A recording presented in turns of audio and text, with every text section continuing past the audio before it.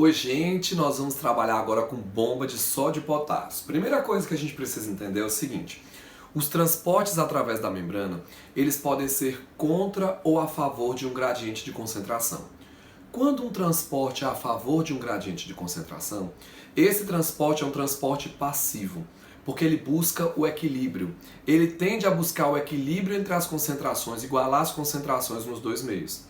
Entretanto, existe um outro transporte, que é o transporte ativo, que é um transporte que demanda energia extra à energia do sistema, que gasta ATP para ser realizado, porque esse transporte é um transporte que vai acontecer contra gradiente de concentração.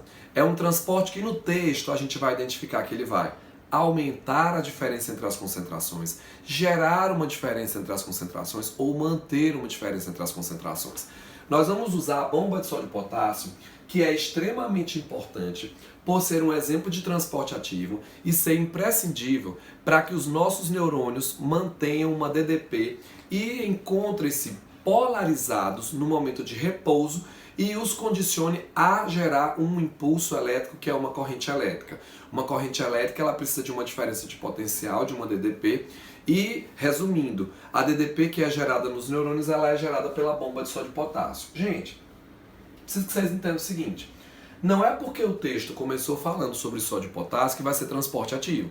Eu preciso entender qual é o sentido do transporte. Então vejam só, o sódio ele está mais concentrado no meio extracelular do que no meio intracelular. O potássio está mais concentrado dentro, cá dentro, mais concentrado dentro do que fora.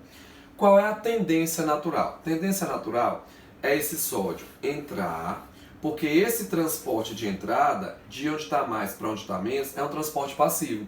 E os transportes passivos são transportes espontâneos. E o potássio sair. Mas, gente, se o sódio entrar e o potássio sair, eles estão indo de onde tem mais para onde tem menos, de onde tem mais para onde tem menos. Isso aqui caracteriza-se como um processo de difusão. Isso aqui é um exemplo de difusão. E a difusão, gente, é um transporte passivo. Não é isso que eu quero. As células elas vão gastar energia para manter a diferença entre as concentrações de sódio e de potássio.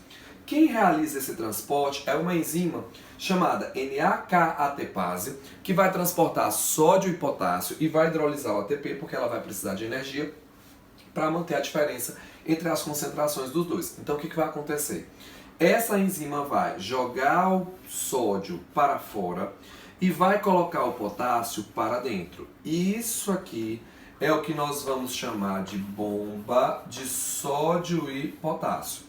Na bomba de sódio e potássio, que é um transporte ativo, o sódio sai e o potássio entra. Quando a gente vai trabalhar com neurônios, fica um questionamento.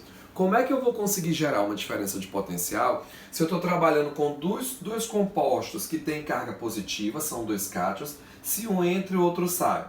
Para gerar essa diferença de potencial, essa enzima aqui, ela tem 3 sítios para o sódio, e ela apresenta, gente, 2 sítios para o potássio.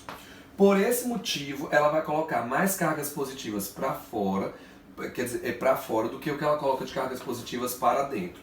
E isso aí vai fazer com que o neurônio, quando esteja polarizado, ele apresente com carga positiva do lado de fora, o potencial é positivo do lado de fora e negativo do lado de dentro. Essa DDP aqui, ela vai ser gerada a partir disso aqui.